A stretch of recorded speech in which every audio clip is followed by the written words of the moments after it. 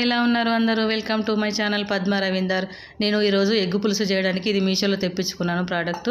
ఇలా వాటర్ పోసేసి దానిపైన ట్రే పెట్టేసి ఈ హోల్స్లో ఎగ్స్ పెట్టాలి. 2 అంటే 2, 3 అంటే 3, 12 కూడా ఉడకబెట్టుకోవచ్చు. స్విచ్ ఆన్ చేయగానే లైట్ వచ్చేస్తుంది, ఇవి ఉడకంగానే బంద్ అయిపోతుంది.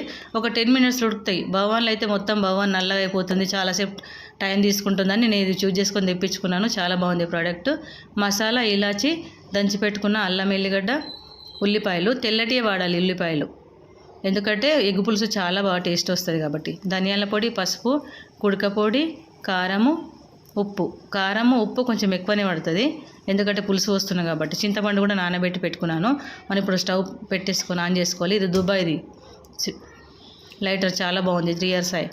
స్టవ్ మీద గిన్నె పెట్టేసుకొని ఆయిల్ పోసేసుకొని మనము మసాలా ఇలాచి వేసుకొని అల్లం ఎల్లిగడ్డ కూడా ఇప్పుడే వేసేసుకోవాలి. ఇది కొంచెం బ్రౌన్ అయిన తర్వాత మనం ఉల్లిపాయలు వేసేసుకోవాలి. మొత్తం ఉల్లిపాయలు వేసేసుకొని ఒక 2 సార్లు కలుపుకుంటూ ఉండాలి, ఇలా అడుగంటకుండా. మూత కూడా పెట్టద్దు, ఫ్రై కావు కాబట్టి. చూడండి ఇవి ఫ్రై అయినాయి. ఇప్పుడు మనము దీనికి ఉప్పు, కారం, పసుపు, ధనియాల పొడి వేసేసుకొని ఈ ఆయిల్లో ఇది మొత్తం కలిసేదాకా ఇలా కలుపుకోవాలి. కలుపుకున్న తర్వాత మనము చింతపండు పోసేసుకోవాలి. ఇప్పుడు ఉడుకుతుంది, అది ఉడికితే పక్కకు మళ్ళీ వేరే బౌల్స్ పెట్టేసుకొని మనం ఎగ్స్ ఫ్రై చేసుకోవాలి. లోపలిది సోనా పక్కన పెట్టేసి ఓన్లీ వైట్దే ఫ్రై చేయాలి, ఎందుకంటే ఈ సోనా మొత్తం కలిసిపోతుంది కాబట్టి. మొత్తం నా వెరైటీ స్టైల్లో చేస్తాను ఎగ్ పులుసు. మీరు కూడా ట్రై చేసి కామెంట్ బాక్స్లో కామెంట్ చేయండి. సూపర్ టేస్ట్ ఉంటుంది. నా ఛానల్ సబ్స్క్రైబ్ చేసుకోవడం మాత్రం మర్చిపోకండి. లైక్ చేయండి, షేర్ చేయండి. ఇప్పుడు పులుసు మొత్తం ఉడికిపోయింది కాబట్టి మనము ఫ్రై అయినాయి ఎగ్స్ అని వేసేసుకొని లాస్ట్కు సోనా వేసేసుకొని మెల్లగా కలుపుకోవాలి, అవి కలిసిపోకుండా.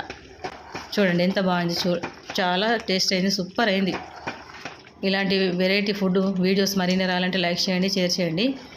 వావ్, సూపర్ టేస్ట్ అయింది, చాలా బాగుంది. ఓకేనా?